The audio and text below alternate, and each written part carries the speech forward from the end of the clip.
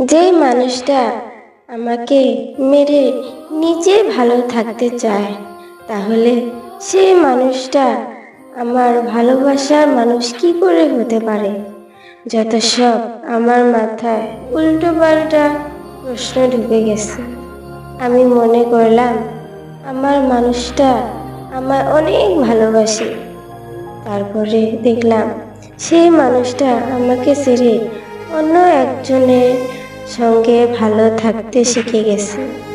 কি করে পারে এরা একজনের বুকে মাথা রেখে অন্যজনের ঘাটে শুতে? জানরে, আমাকে একলা করে কিভাবে তুই অন্য কাউকে কারো হতে যেতে পারে? জান, একটা কথা মনে রেখো, একদিন এমন একটা সময় আসবে তোমার কাছে, সেদিন তোমার কাছে সব সময় থাকলেও আমার কাছে তুমি দেখা করার সময়টুকু তুমি পাবে না।